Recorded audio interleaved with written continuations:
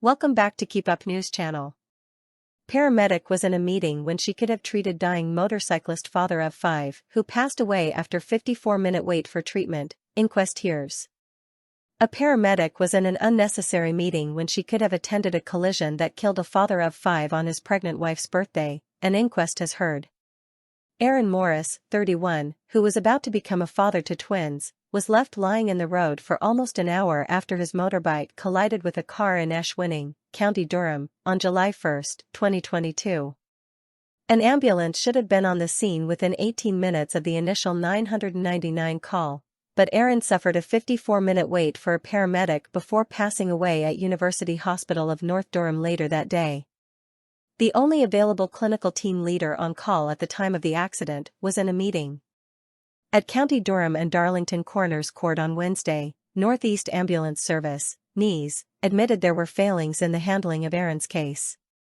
Today, Barrister Sam Harmel, representing Aaron's family, asked Senior Assistant Coroner, Crispin Oliver, to consider neglect in his conclusion of how Aaron came to his death.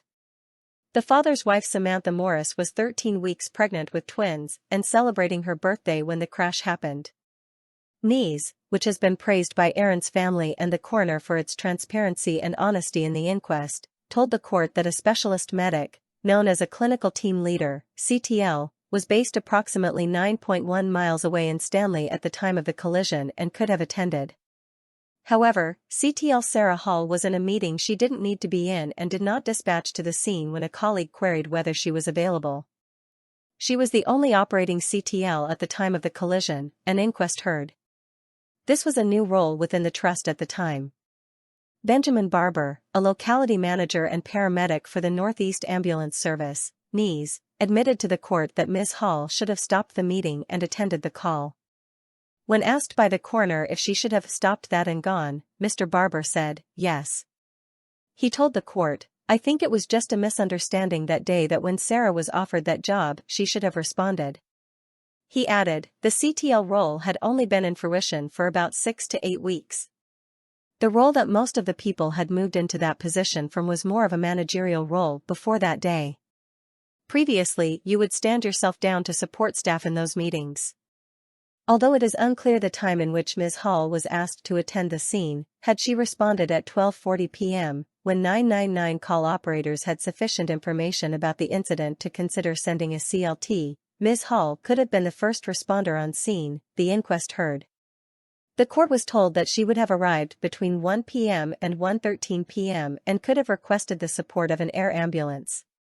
Instead, one ambulance from a third-party ambulance company, Ambulance, arrived at 1:21 p.m. after being allocated at 1:08 p.m.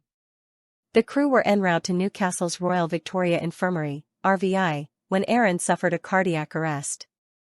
The ambulance was diverted to the University Hospital of North Durham, where Aaron was pronounced dead at 6:40 p.m. A NEAS serious incident report following his death said that Aaron had a 95% chance of survival of his injuries.